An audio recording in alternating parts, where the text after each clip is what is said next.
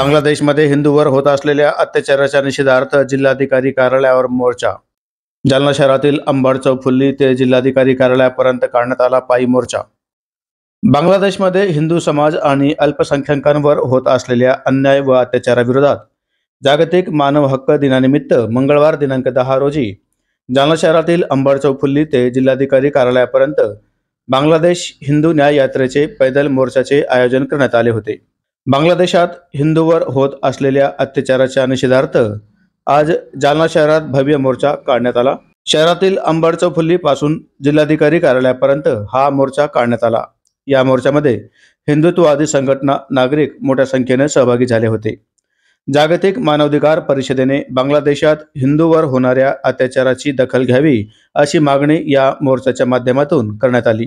दरम्यान जिल्ह्यातील भोकरदनमध्ये देखील हिंदुत्ववादी संघटनांनी मोर्चा काढला, तर घनसावंगी आणि जाफराबादमध्ये व्यापाऱ्यांनी आपापली दुकाने बंद ठेवून घटनेचा निषेध नोंदवला।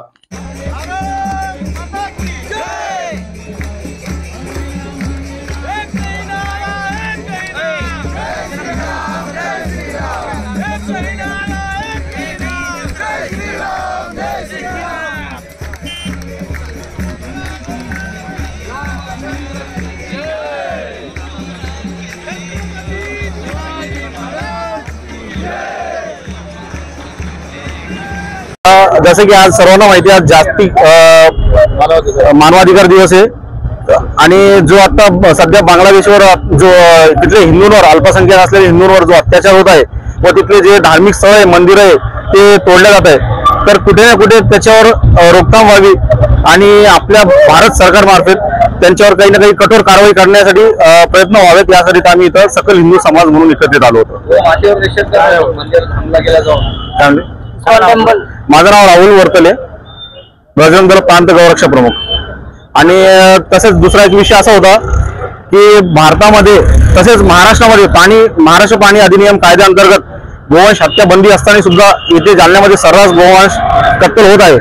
आता काही दिवसापूर्वीच इथं 12 टन गोमांसाचा चमडा जप्त करण्यात आलेला होता, तरी कुठल्याही प्रकारची कारवाई झालेली नाही। त्याचा आम्ही सर्वजण इथं निषेध व्यक्त करत आहोत आणि प्रशासनाकडे अशी विनंती आहे की जे काही गोवंश हत्या होत आहे त्याच्यावर कुठे ना कुठे कारवाई झाली पाहिजे, अन्यथा बजरंग दल पद्धतीने इथं कारवाई करण्यात येईल।